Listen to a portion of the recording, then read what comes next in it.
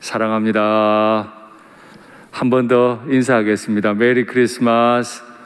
옆에 함께 예배드리시는 가족들에게도 같이 인사를 나누시면 좋겠습니다.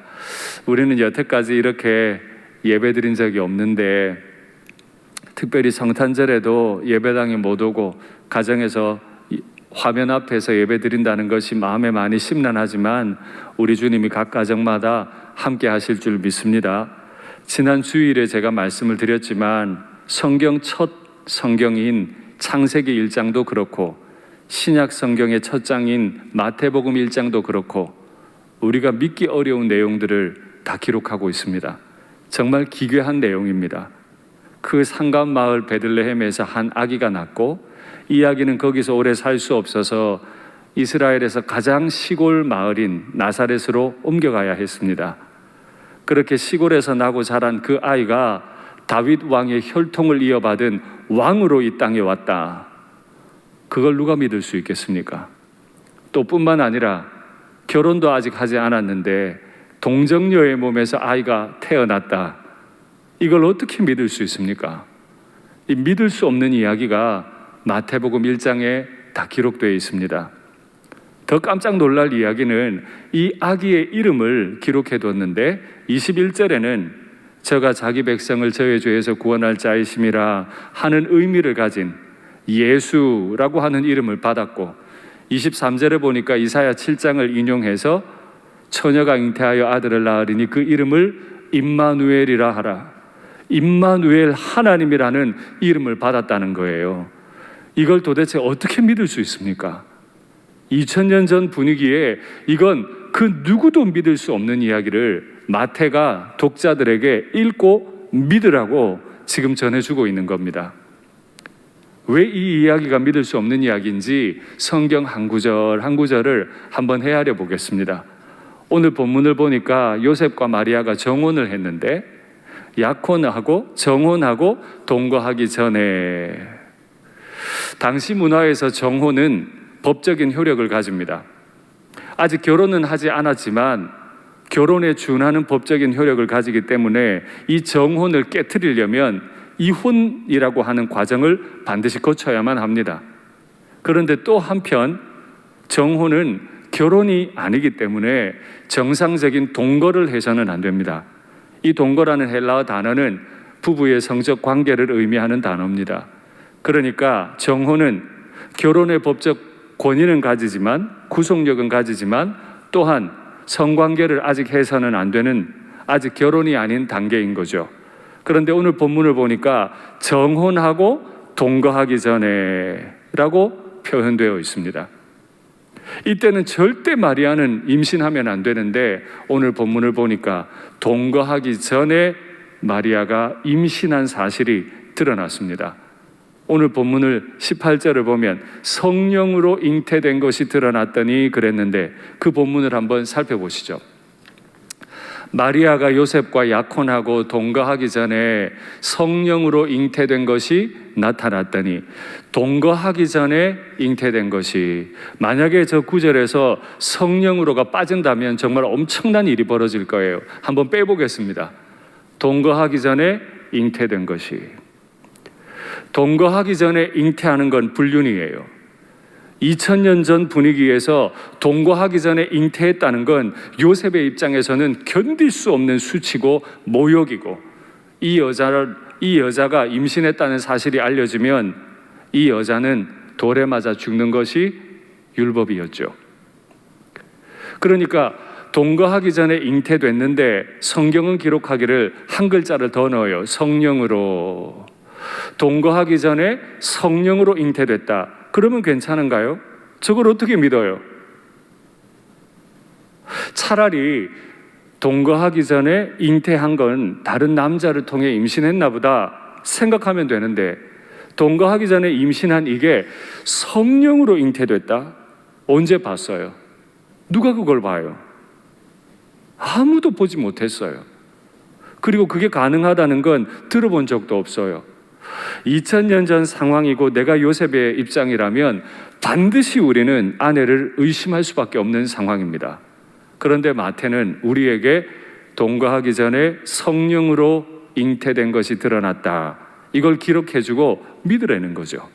예, 우리가 목격한 것이 아니기 때문에 믿든지 말든지 결단하라는 겁니다. 지금 저 구절은 마태가 독자에게 결단을 요구하는 거예요. 믿으실래요? 안 믿으실래요? 여태까지 우리가 오래 믿어왔던 상황에서 생각하지 마시고 2000년 전에 저 엄숙한 문화 속에서 이 수태고지를 믿을까요? 말까요? 정말 엄청난 일이잖아요. 이 믿을 수 없는 사실. 만약에 요셉이 가려주기로 하면 이 사실이 드러나는 순간에 요셉의 가문은 수치를 당하게 되고 맙니다. 그래서 요셉도 이 사실에 관해 들었지만은 마음에 고민할 수밖에 없었죠. 이걸 어떻게 해야 하나? 왜냐하면 일반적으로 당시 요셉의 나이는 10대 후반, 마리아의 나이는 10대 초반에서 중반 정도 된다고 생각합니다. 지금 우리 성인들의 예배가 아니고 우리 중고등부 아이들의 예배라고 생각하시면 됩니다. 그 아이들에게 믿을 수 없는 일이 지금 일어났는데 이걸 믿으라는 거예요. 저희 집에 딸 셋이 있는데 아마 요셉의 나이가 저희 큰딸 정도 나이가 되는 것 같고 마리아의 나이가 저희 둘째와 셋째 사이 정도 나이가 되는데 그 아기들에게 지금 이 일이 벌어졌어요. 이걸 믿으라는 거예요. 믿을 수 있겠습니까? 현실적으로 이게 가능한 얘기입니까? 그런데 마태는 이 일을 기록해 놓고 믿도록 우리의 결단을 촉구합니다.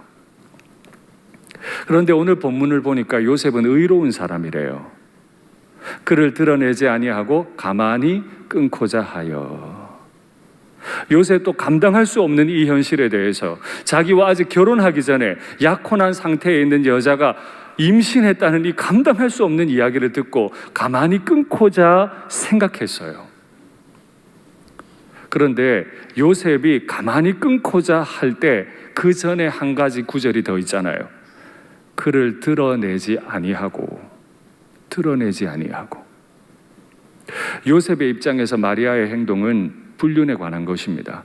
용서할 수 없는 아주 큰 수치입니다. 그런데 오늘 성경은 이렇게 이야기하잖아요. 요셉은 의롭다. 그가 드러내지 않기 원했다. 여러분, 종종 우리는 의로움이 남들의 죄를 밝히 드러내는 것이라고 생각해요. 그래서 너 이거 잘못했잖아. 이게 어떻게 공의야? 이게 어떻게 정의야? 하고 자꾸 남들의 잘못을 파헤치려고 해요. 여러분, 그게 공의입니까? 성경은 그게 의라고 말하지 않아요. 의는 남들의 잘못을 파헤치는 게 아닙니다. 의로움이라고 하는 건 잣대를 가지고 남들이 잘했나 못했나를 드러내는 것이 아니고 의로움은 따뜻한 옷과 같아요. 수치를 당하고 있는 그 사람을 불쌍히 여겨서 그 벌거벗음을 가려주는 것, 그게 의로움이죠. 그러면 의로운 사람은 어떤 사람입니까? 남들을 향한 잣대를 가지고 들이대는 사람이 아니고 남들의 궁핍함을, 남들의 수치 벌거벗음을 가려주기 위해 따뜻한 이불, 따뜻한 옷을 가지고 덮어주는 사람, 그가 의로운 사람이에요. 그래서 저는 오늘 성탄절에 우리 성도님들께 한 가지 부탁드리고 싶어요.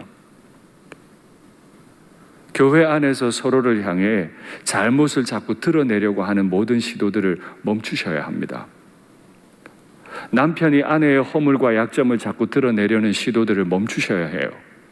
아내가 남편의 허물과 약점을 자꾸 드러내고 싶은 마음을 멈추셔야 해요. 그 의롭지 못한 걸 드러내야 해결된다. 아니요. 하나님이 나의 의롭지 않음을 드러내야 해결된다고 하셨으면 제가 여기서 목회할 수 있겠습니까? 할 수 없어요. 의로움은 남들의 잘못을 드러내는 것이 아니라 남들의 잘못을 덮어줌으로 시작되죠. 하나님이 우리를 위해 이 일을 행하셨어요. 제 죄가 세상에 알려진다면, 우리가 품은 모든 죄들이 세상에 알려진다면 고개 들고 다닐 수 있겠습니까? 우리 주님은 우리의 죄를 드러내기 위해 이 땅에 오신 분이 아니고 당신의 피로 우리의 죄를 덮어주기 위해 이 땅에 오셨잖아요. 그러니 오늘 성탄절을 지나며 내가 막 드러내고 싶은 사람, 내가 좀 불평하고 싶은 사람, 그 모든 관계들을 정리하시고 오히려 그를 드러내지 아니하고자 했던 요셉의 길을 걷는 우리가 되기를 간절히 바랍니다. 요셉이 드러내지는 않고 관계를 끊고자 하는 이 일에 관해 생각하고 있을 때 주의 사자가 현몽해서 그에게 말씀합니다. 너의 아내 데려오기를 무서워하지 마라. 얼마나 무섭겠어요? 이 단어가 이해되지 않으세요? 10대 아이예요. 아직도 부모님이라고 하는 친권 아래에 있어요. 부모님께서 한마디 하면 그는 아무 대답도 할 수 없는 이 기로에 놓였어요. 그러니 아내를 데려온다는 게 이게 얼마나 무서운 상황이겠어요. 그런데 꿈을 꿨는데 주의 사자가 나타나서 내 아내 데려오기를 무서워하지 마라. 그 복중에 임신된 아기는 성령으로 임신된 것이다. 넌 아들을 낳게 될 건데 그 아들의 이름을 예수라고 하거라. 그리고 오래전에 이사야를 통해 예언하셨지? 처녀가 임신하여 아들을 낳을 텐데 그 아들의 이름은 임마누엘이라 할 거다. 그리고 주의 천사는 가버리셨고 요셉은 꿈에서 깼습니다. 오늘 본문을 보니까 요셉이 그대로 순종했다 그래요. 2000년 전의 시각으로 보면 불륜을 저지른 것이 확실하고 그 씨앗이 뱃속에 있는 아직 결혼도 하지 않은 약혼한 그 아내를 10대 청소년이 데리고 오는 것, 이게 어떻게 가능합니까? 어떻게 이게 가능합니까? 하나님이 찾으시는 사람은 내 뜻 따라 행동하는 사람이 아니고 내 뜻에 맞지 않더라도 주의 뜻이라면 순종하는 사람인 줄 믿습니다. 우리 하나님께서 우리 아들에게 그 일을 시키신 거죠. 나 같은 죄인을 위해 네가 사람의 몸을 입고 이 땅에 좀 가야 되겠다. 네가 율법 아래 내려가서 정죄를 받고 네가 십자가에 못 박혀 죽어야겠다.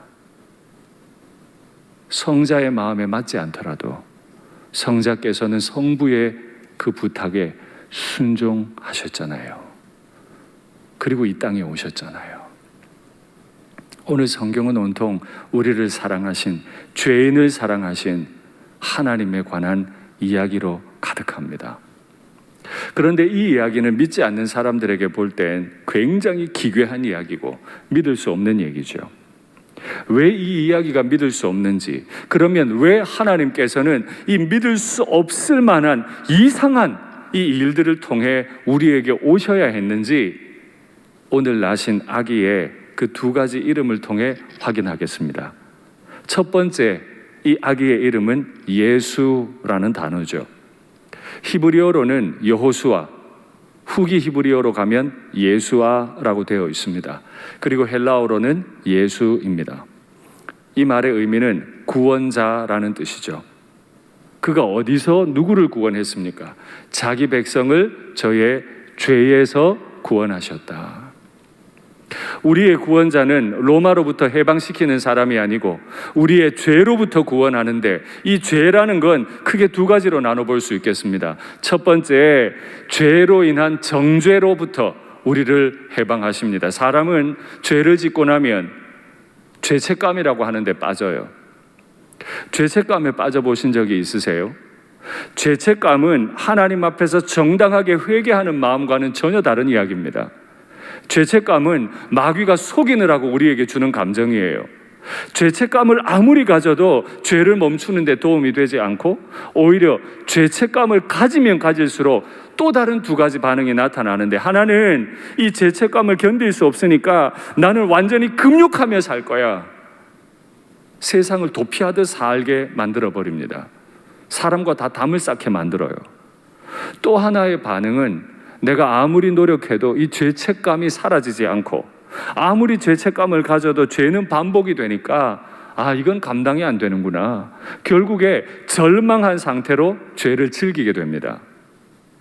그러니 이 죄책감이라고 하는 거, 정죄감으로부터 오는 이 죄책감은 사람을 절망으로 떨어뜨려요. 우리 예수님은 우리를 그 죄책감으로부터 구원하기 위해 오셨어요. 그러면 죄책감으로부터만 구원하십니까? 아닙니다. 하나님의 영원한 심판으로부터 우리를 구원하시죠. 하나님은 영원하신 창조주, 무한하신 창조주이신데 그 무한하신 하나님이 심판하신다면 그 심판의 크기는 얼마나 될까요? 하나님의 무한하신 만큼이나 무한한 진노가, 저주가, 심판이 우리를 기다리고 있는데 우리 예수님께서는 이 땅에 몸을 입고 오셔서 우리를 그 하나님의 무한한 진노로부터 건져내신 줄 믿습니다. 예수님께서 2000년 전 오늘 이 땅에 오신 이유는 우리를 그 모든 죄책감과 하나님의 무한한 심판으로부터 건져내시기 위해 오신 것이라 마음속에 확실히 믿으시면 좋겠습니다. 두 번째, 이 아들의 이름은 임마누엘이라 하리라 말씀하셨어요. 임마누엘의 뜻은 우리와 함께 계신 하나님입니다. 그러니 이름을 붙이자면 임마누엘, 예수님입니다. 오늘 말씀의 제목이죠. 약혼하였고 아직 결혼하기 전에 있는 이 여인이 복중에 가진 이 아기가 임마누엘 하신 하나님이라. 그걸 어떻게 믿어요? 정말 기괴한 이야기예요. 그런데 이스라엘의 역사를 한번 가만히 살펴보세요. 애굽에서 노예 생활하고 있던 그들에게 하나님은 찾아오셨고 그들을 구원하셨죠. 불기둥과 구름기둥이라고 하는 이상한 방식으로 40년 광야 생활 내내 그들과 임마누엘 해주셨습니다. 그 하나님께서 우리를 결정적으로 구원하시기 위해 또 다른 방법으로 임마누엘 하셨어요. 이제는 불기둥, 구름기둥이라고 하는 모형이 아니라 실제로 하나님이 임마누엘, 우리와 함께 하셨다. 그래서 요한은 요한복음 1장 14절에서 이렇게 기록합니다. 말씀이 육신이 되어 우리 가운데 거하심에, 우리 가운데 오셨어요. 실제로 육신을 입고 성육신, 육신을 이루셔서 우리 가운데 거하러 오셨어요. 텐트를 치셨어요. 성전이 되어주셨어요. 우리가 그의 영광을 보니, 그 예수님을 바라보면 아버지의 독생자의 영광이요 은혜와 진리가 충만하더라. 아버지의 독생자, 저 독생자라는 말은 하나라 하는 뜻입니다. 그러니 여호와 하나님 아버지와 완전히 하나인 분의 영광이요, 여호와의 영광을 눈으로 본다는 거예요. 은혜와 진리가 충만했다는 거죠. 우리 예수님의 임마누엘 예수님을 바라보면 바라볼수록 창조주의 영광과 은혜와 진리가 풍성한 임마누엘이었던 거죠. 왜 이렇게까지 하나님께서 이 일을 계획하시고 우리가 감당할 수 없는 언어들로 예수님의 나심을 기록해 가고 있습니까? 정말 이렇게까지 하나님이 구원을 계획하시는 게 맞습니까? 꼭 그래야 했습니까? 좀 정상적인 방법으로는 안 되는 거였습니까? 예. 왜 성령으로 잉태해야 했습니까? 요셉의 정자와 마리아의 난자, 그 어떤 것도 받지 않기 위해서 왜 요셉의 정자와 마리아의 난자를 받으면 안 됩니까? 그 둘 다 원죄에 물든 사람이기 때문에 그 누구의 세포도 빌려서는 안 돼요. 그래서 죄 없이 이 땅에 잉태되시기 위해 성령으로 잉태되신 거죠. 죄 없이 잉태되셨으나 태어나 보니 이 땅은 온갖 죄로 가득해요. 협잡에 능한 아우구스투스 황제, 협잡에 능한 헤롯 대왕, 그들이 예수님을 죽이려고 안간힘을 다해요. 그 땅에 태어나셨지만 예수님은 그 어떤 시험도 유혹도 다 이기시고 죄 짓지 않으신 채로 우리의 죄를 가져가시기 위해 이 땅에 죄 없이 태어나신 것입니다. 이것을 믿으라는 거예요. 마태는 이 사실을 믿으라고 말하는 거죠. 우리가 그걸 믿을 때 예수님의 죽으심이 나의 죽음이 되고, 우리가 그걸 믿을 때 예수님의 부활이 나의 부활이 되는, 그 구원을 이루시기 위해 하나님이 사람의 몸을 입고 이 땅에 오셨죠. 제가 아주 존경하는 목사님 한 분이 계세요. 하형록 목사님이라고. 이분은 제가 언젠가 금요 기도회 때 다른 책을 한 권 소개해 드렸는데, 이분은 미국의 아주 유명한 아주 세계적인 건축 설계 회사입니다. 나중에 오바마 백악관에도 들어가서 자문위원까지 지내는 정말 탁월한 그리스도인인데 최근에 목사님이 되셨습니다.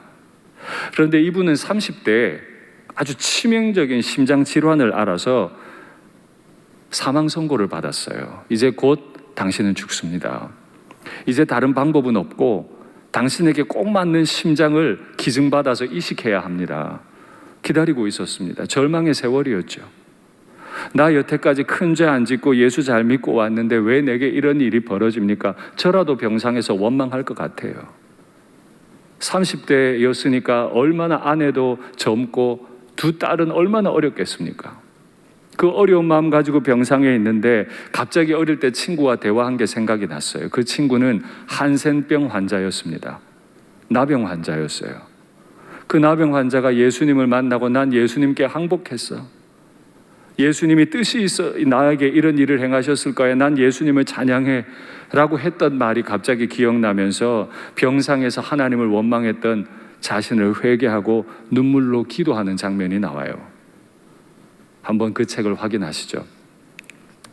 어쩌면 문제는 내 심장이 아닌 나 자신이었는지도 모른다. 심장 때문에 죽는데 사실은 심장이 아니고 나 자신이 문제다. 그 생각과 함께 나는 눈물로 뒤범벅이 된 채 주님 앞에 엎드렸다. 그리고 이렇게 항복했다. 내 심장을, 아니 나를 고쳐주십시오. 여러분, 저 고백하는 게 쉬운 일입니까? 멀쩡하게 예수 잘 믿는 사람, 심장이 없어서 죽게 생겼는데 저렇게 주님 앞에 항복한다는 말이 나오겠습니까? 그런데 진짜 복된 소식이 하나 들렸어요. 꼭 맞는 심장 구해졌다는 거예요. 이식받으면 산다는 거죠. 그런데 또 다른 소식이 하나 들려와요. 옆방에 여자분이 한 분 있는데 이 여자분도 자기와 심장 꼭 맞는 심장이래요. 근데 순서상 자기가 먼저기 때문에 하영록 목사님 본인이 받으면 되는 거였는데 자꾸 마음에 갈등이 일어나요. 옆방에 있는 여자분이 생각이 나요. 그래서 의사 선생님께 물었어요. 저 옆방에 있는 여자분은 심장을 받지 못하면 앞으로 얼마나 더 살 수 있습니까? 그랬더니 선생님이 묻지도 말라 그러셨대요. 무슨 생각하는지 아는데 절대 그래서는 안 된다고, 묻지도 말라고. 근데 이 하 목사님께서 계속 부탁을 하니까 대답을 하는데 이틀밖에 더 못 산대요. 그리고 본인에 대해 물었어요. 그러면 나는 새로운 심장 없으면 얼마를 더 삽니까? 일주일 살 수 있대요. 그때 상황을 묘사한 글을 또 계속 보시죠. 기가 막혔다. 나도 죽어가는 마당에 왜 다른 사람의 생사를 걱정해야 하는가? 예수 믿고 나면 저렇게 변화돼요, 사람이. 이 심장은 순서상 나의 것이고 윤리적으로 전혀 문제가 없고 의사도 당연하다고 말하고 아내와 어린 두 딸이 기다리는 집으로 돌아갈 수 있는 마지막 희망이자 기회였다. 그렇죠. 내 이웃을 내 몸과 같이 사랑하겠노라고 했던 나의 다짐은 지금 이 상황과는 상관이 없다고 믿어도 되는 것일까? 저 성경 구절은 좀 다른 때, 상황이 이렇지 않은 때 하는 거고, 이렇게 생각해도 될까? 이걸 아내에게 말해도 되겠습니까? 심장 없으면 이틀 후에 저분이 죽는데 난 일주일 후에 죽는데 그런 이 심장 나 양보할게 라고 아내에게 말하고 두 딸들에게 말하면 아유 당신은 참 그리스도인답네요 그렇게 하세요 라고 말하겠습니까? 나중에 책을 한번 읽어보시면 정말 은혜가 되는데 이분이 내린 마지막 결론을 한번 보시죠. 누군가를 살리기 위해서는 누군가가 죽어야만 한다. 내 몸과 같이 누군가를 사랑한다는 것은 그 사람을 대신해서 내가 죽는 것을 말한다. 그래서 책 제목이 Favor, 하나님의 호의, 하나님의 호의입니다. 저 책은 하영록 목사님이 자신의 심장을 내어주는 이야기이기도 하지만 동시에 저 책은 자신의 아들을 죄인을 위해 내어주신 하나님 아버지의 이야기죠. 저는 이 성탄절에 하영록 목사님처럼 여러분 심장을 내주세요, 목숨을 내주세요, 그런 말을, 그런 요청을 드리려고 하는 게 아닙니다. 결코 아닙니다. 왜냐하면 저도 제 심장 못 내줍니다. 제가 저런 상황일 때 저 양보 못할 것 같습니다. 제가 지금 드리고 싶은 얘기는 이 죄인을 위해 그 거룩하신 아들을 십자가에 못 박기 위해 이 땅에 보내신 하나님 아버지, 그분에 관한 이야기입니다. 이 죄인, 이 가치 없는 인생을 위해 대신 죽어주시기 위해, 이 수치스러운 이 몸을 가려주시기 위해 당신의 피를 흘려주신 우리 예수님을 믿으시라고 들려드리는 이야기입니다. 말씀을 맺겠습니다. 우리는 정말 수치를 당해 마땅한 죄인입니다. 의심받아 마땅한 사람입니다. 그럼에도 남들을 정죄하고 판단하고 내 기준이 세상의 모든 정의의 기준이 되기도 했죠. 그러나 하나님은 그런 나를 불쌍히 여기시고 그 아들의 심장을 이 죄인을 위해 내주셨잖아요. 오늘 이 하나님의 사랑과 날 대신해서 죽으신 이 예수님의 페이버, 예수님의 호의를 마음으로 믿으시고, 또 특별히 이 자리에 예수님을 믿지는 않으나 교회를 와보진 않았으나 가족과 함께 성탄 예배에 참여하고 계신 분이 계시다면 이 기독교 신앙을 깊이 고민해 보시고 조건 없이 베푸시는 이 하나님의 호의, 이 하나님의 사랑과 은혜를 한번 경험하시기를 간절히 바랍니다.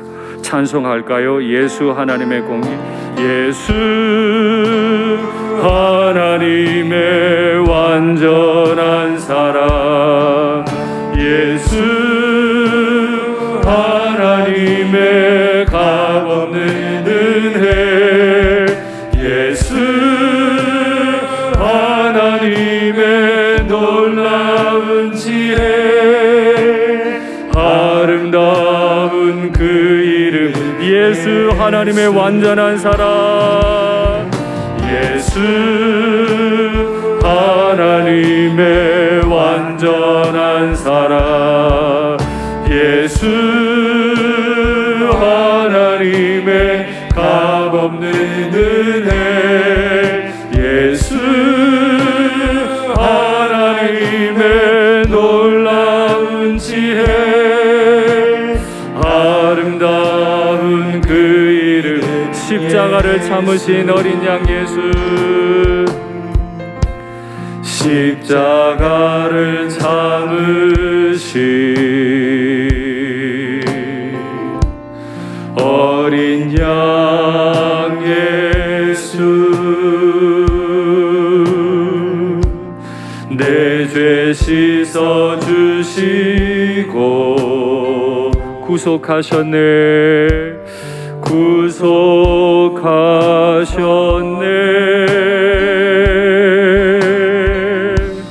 어둠을 물리치신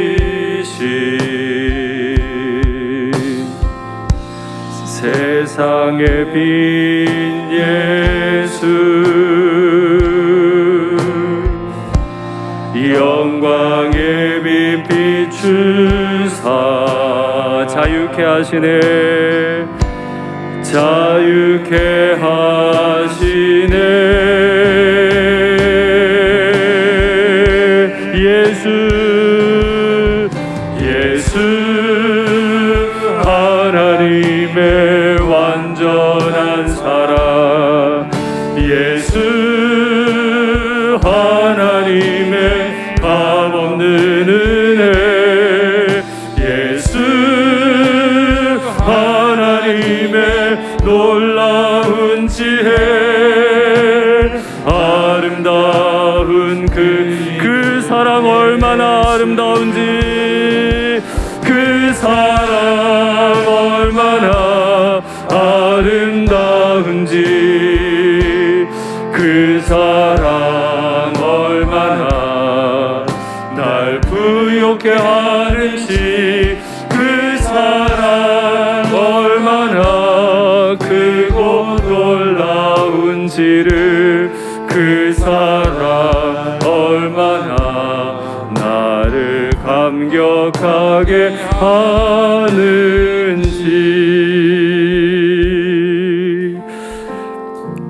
들은 말씀을 기억하시고 또 우리가 입으로 부른 찬송을 눈을 감고 귀로 한번 들어보십시오. 우리 하나님께서는 하나님과 똑같으신 독생하신 성자를 저주받기에 가장 합당한 몸으로 이 땅에 태어나게 하셨습니다. 그 예수님은 그 고통스러운 모든 상황들을 견디시고 마지막엔 죄인이 되셔서 십자가를 참으셨습니다. 왜 그러셨죠? 전혀 그럴 이유가 없는데, 그럴 가치가 없는데 이 죄인의 수치를 가려주시고 씻어주시기 위해 그렇게 하셨죠. 그래서 우리는 그걸 하나님의, 예수님의 사랑이라, 호의라 고백합니다. 이 성탄절에 모든 것들을 멈추시고 그 사랑이 얼마나 아름다운지, 그 사랑이 이 가련하고 빈핍하고 수치당한 자를 얼마나 부욕해 하는지, 그 사랑이 얼마나 크고 놀라운지 감격하는 이 성탄절이 되면 좋겠습니다. 이제 화면에 있는 기도의 제목을 받겠습니다. 나를 살리려 죽기 위해 이 땅에 오신 주님을 내 구주로 믿게 하옵소서. 이미 믿었던 분도 마음을 다시 한번 돌아보시고 하나님이 왜 사람이 되어 이 땅에 오셔야 했는지 생각하시고 믿으시면 좋겠습니다. 내 평생 내 옆에서 함께 하시며 임마누엘 하시며 천국으로 나를 인도하실 주님만 바라보며 이 땅에서도 천국을 누리게 하옵소서. 그리고 지금 가정에서 가족들과 함께 성탄 예배에 참여하시는 아직 믿지 않는 가족들, 그리고 나의 전도 대상자들께서 속히 예수님을 믿게 해 주옵소서. 이 좋은 예수님, 안 믿을 이유가 없는 이 예수님, 이 예수님 의지하시면 좋겠습니다. 코로나로 고통당하는 땅, 수많은 문제들로 신음하는 이 땅에 성탄의 빛이 가득하게 하여 주시옵소서. 고요하지만 마음 담아서 주님 이름 부르고 같이 기도하겠습니다. 주여, 하나님 아버지, 이 죄인이 주님의 가려주심이 아니었더라면 고개 들고 다닐 수 없는 수많은 죄를 지은 사람입니다. 주님의 피로 저를 가려주시고 주님의 몸으로 저의 옷을 삼으사 제 수치를 가리신 저의 주님을 찬송합니다. 이전보다 더 주님을 사랑하기 원합니다. 아버지, 이제 남들의 잘못을 드러내고 남들의 약점을 드러내려 했던 나의 모자람을 용서하시고 내 허물을 아시고도 덮어주시고 가려주시는 나 대신 죽어주신 나의 예수님을 사랑합니다. 더 사랑하기 원합니다. 시간이 갈수록 더 사랑하기 원합니다. 예수님의 사랑에 매이기 원합니다. 사느라고 바쁘고 너무 고통스러운 상황 때문에 원망이 많고 분노가 가득 차 있지만 주여, 이 모든 것 오늘 다 씻어지고 오직 나의 주님만 뜨겁게 사랑하며 감사하며 소망 가지고 살아갈 수 있도록 아버지 나를 도와주옵소서. 나와 임마누엘 하시기 위해 이 땅에 오신 나의 주님, 내 수치를 대신 감당하시기 위해 못난 몸을 입으신 나의 주님, 그 주님 임마누엘의 은혜를 이 땅에서도 누리며 그 땅에 이룰 수 있도록 아버지 은혜 베풀어 주옵소서. 장차 누릴 천국 이 땅에서도 누리며 살아갈 수 있도록 주여 우리를 도와주옵소서. 혹여라도 예수님을 믿지 못했으나, 아직 가정에 오지 못했으나, 교회에 오지 못했으나 각 가정에서 예배를 참여하시는 우리 가족들이 계시면 주님 마음에 예수님 믿는 마음 주시고 결단케 하여 주시옵소서. 주님이 나라 이 땅이 코로나 때문에 너무 고통당합니다. 너무 많은 아픔들이 있습니다. 이제 성탄의 빛이 이 땅 가득 비추게 하여 주시고 추위와 독재자의 폭압 가운데 있는 우리 북한의 동포들에게도 이 성탄의 빛이 비추게 하여 주시옵소서. 사랑의 하나님 아버지, 말할 수 없는 죄인이지만 주님이 수치를 가려주셨더니 마치 내가 의로운 자인 것처럼 말하고 행동한 것을 용서하옵소서. 주님은 내 수치를 가려주셨는데 나는 남들의 수치를 드러내는 일에 열심했음을 용서하옵소서. 내 아내가 나 때문에 상처를 많이 받고 내 남편이 나 때문에 상처를 많이 받고 내 아이들과 부모님들께서 나 때문에 상처 많이 받았습니다. 주여 용서하여 주옵소서. 내 일터의 동료들이 나 때문에 상처 많이 받았습니다. 이제는 허물을 드러내는 자가 아니라 허물을 덮어주신 주님의 은혜를 누리는 자가 되게 하여 주시옵소서. 아직도 예수님을 마음에 구주로 영접하지 못한 분들, 이 좋은 하나님 예수님을 마음으로 믿게 하여 주시옵소서. 마지막 날에 천국 갈 것을 믿습니다. 이 땅에서도 임마누엘 예수님, 그분을 누리며 천국을 경험하게 주여 도와 주시옵소서. 주 예수님 이름으로 기도하옵나이다. 아멘.